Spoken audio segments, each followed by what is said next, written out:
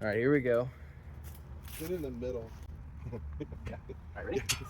I didn't have it yet. I don't know how this is going to There. Good one, though. Okay. Sure, but that's on the report. Yeah, there. I bet you got dropped. I need to. Close enough. What do you think? Look at that. That's it. That thing's looking really good.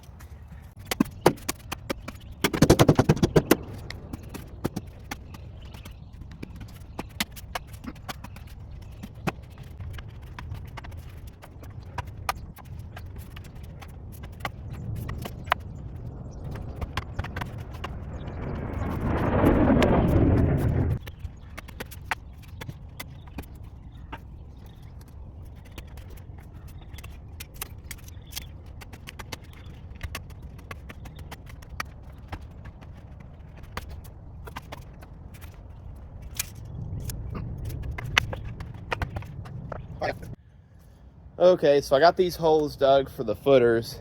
They're about 24 inches deep. I'm going to do about a 6-inch diameter, or sorry, about a foot diameter by 6-inch thick hunk of concrete at the bottom of these. Then I'm just going to refill all this crap in there. Now, the way I'm going to do it, and I'll show you that, I'm going to make it adjustable, so as if the thing settles, I can raise and lower the height out here to adjust it so it won't just sag down and be the way it is. Originally, I was planning on putting struts to the house, but I saw how much material I'd have to dig, and I gave up on that. Anyway, let me show you the next step.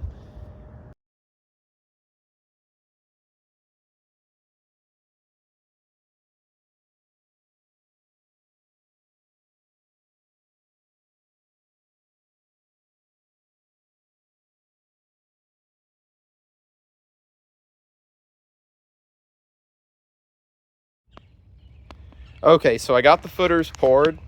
The total hole depth was 24 inches, like I said before. The pad's approximately 6 inches thick. So the top of the pad is above the frost, or below the frost line, I'm sorry. Now, as you can see, I put a U-bolt down there, an anchor bolt. Let me show you on this one.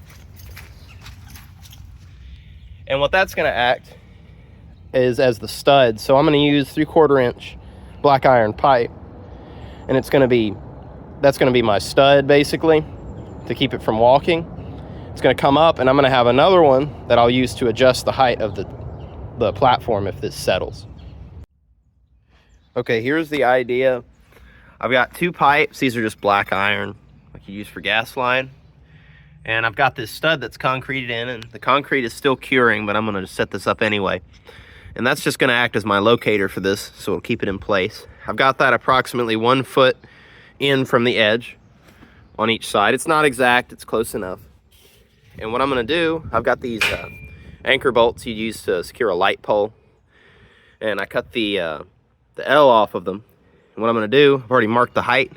I'm just gonna weld it in place at the height I want. And what these are gonna do is allow me to adjust the height of this if it settles. So if this settles down, I can raise the height without doing anything major. Since the other side is affixed to the house, you know, I'm concerned this might settle at a different rate. So this will take care of that. Now I'm gonna take this out, I'm gonna weld this up and kind of mock it up. And then all I'm gonna do is take a cross runner here, and I'm gonna weld that in place.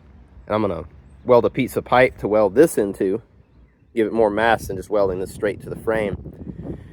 And I am gonna make a washer down there too, so let me film all of that and I'll show you how it goes.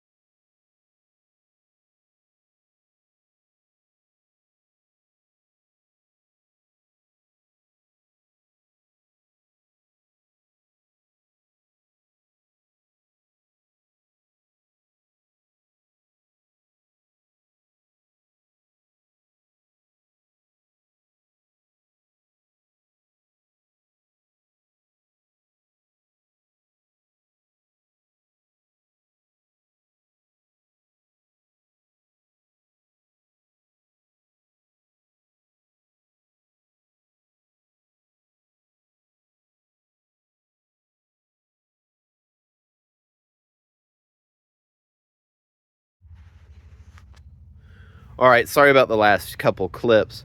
They didn't have audio, and I didn't realize till after I recorded it. But turned out pretty nice. Got everything welded in, put these cross braces, little post there, which goes into the ground. Got the threaded section on the post side, not on the sled side.